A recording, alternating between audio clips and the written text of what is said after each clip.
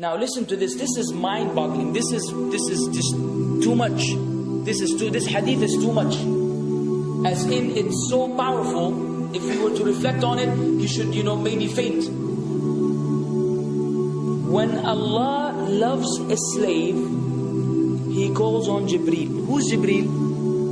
You know who Jibril is? The greatest of the malaika, as far as Ahl Sunnah wal Jama'ah. The one whom when the Prophet ﷺ saw, he fainted alayhi salatu wasalam, because of his wings had covered the horizon. Jibril, the angel who's responsible for the most virtuous thing, which is conveying the revelation from Allah to the messengers of Allah. Jibril, and what do you know about Jibril? Allah said, whoever is adu, whoever is an enemy to Jibril, then Allah is the enemy to the disbelievers. Allah defended Jibril in the Quran. Jibril, the one who took the Prophet ﷺ in Al-Isra al-Mi'raj, in the ascension to the heavens. Jibril, the malak, which we don't know what to say about, because of his honor and his virtue in the sight of Allah. Allah will call on him to share with him the love which He has for you. Allah doesn't need to do this. He could not do this, but Allah likes to do this, so He does it. He says, I love Fulan. Now I want you to think that Fulan is you. Whatever your name is, Ahmad, Mayroub, whatever your name is. Imagine Allah above the heavens, above the throne, in His greatness and His majesty, which is beyond our human comprehension, calls out to Jibril to inform him that He loves you. And not only that, فَأَحِبَّهُ, then He commands Jibril to love you also. So Jibril now loves you. Allah and Jibril love you. But it doesn't end there. Jibril then will call upon the inhabitants of the sama. Who are they? All the malaika. How many? We can't even count. Trillions and trillions of malaika which Allah created beyond our, again, human comprehension. All of them are commanded simultaneously to love you. First Jibril says, Allah loves Fulan, so now you have to love him. Then all of the angels in the heavens love you. Then Allah will place acceptance for you on earth. So people will love you. Not everyone. You may be saying, why do I have enemies?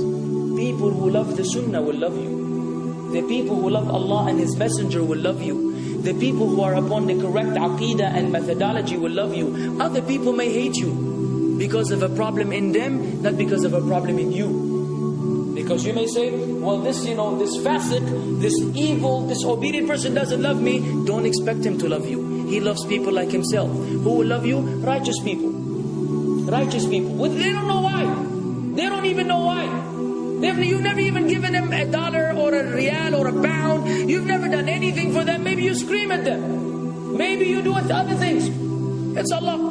Why? Because Allah had loved you first, then Jibril had loved you first, then the malaika loved you afterwards, then Allah put acceptance for you on earth, so people have no choice but to love you. We ask Allah to make us among them. Now what better than that? What else do you want? What else do you want? What?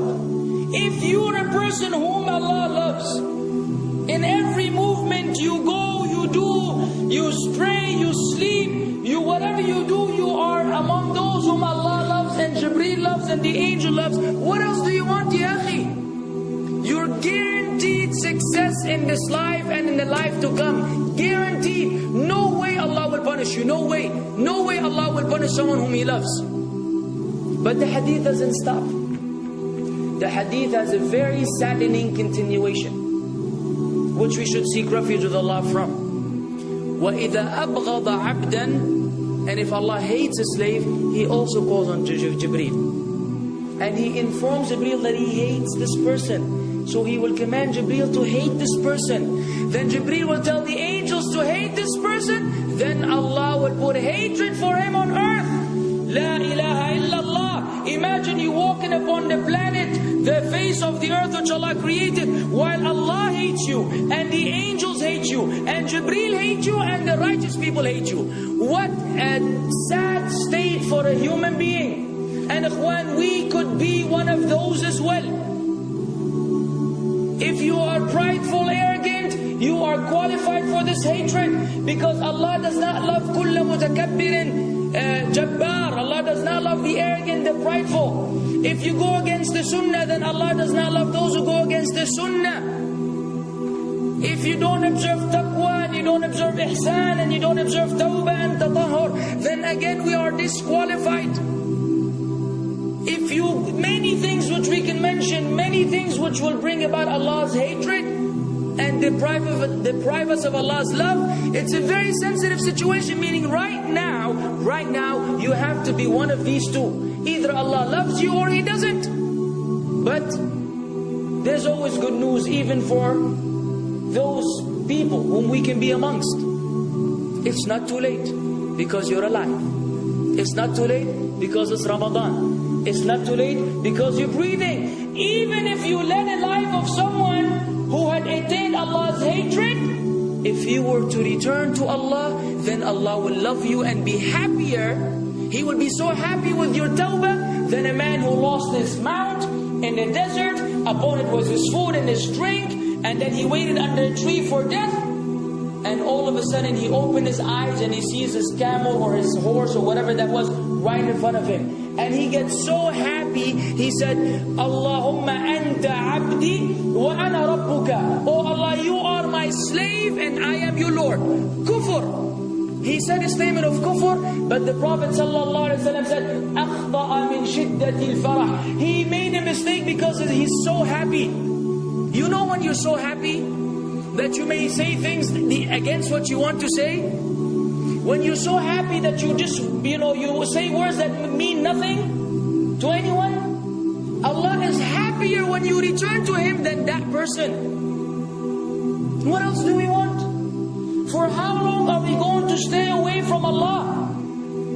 For how long are we going to lead the life of the heedless? For how long are we going to go against the sunnah? What are you waiting for? Death? Death. حتى إذا جاء أحدهم الموت قال رب ارجعون لعلي أعمل صالحا فيما تركت كلا. Until when death comes to one of them, you say, oh Allah, allow me to return so that I may do good in that which I left behind. And it will be said to him, no. It's only a word. إِنَّهَا كَلِمَةٌ هُوَ قَائِلُهَا. It's nothing but a wish and a word he will have. It will not be fulfilled.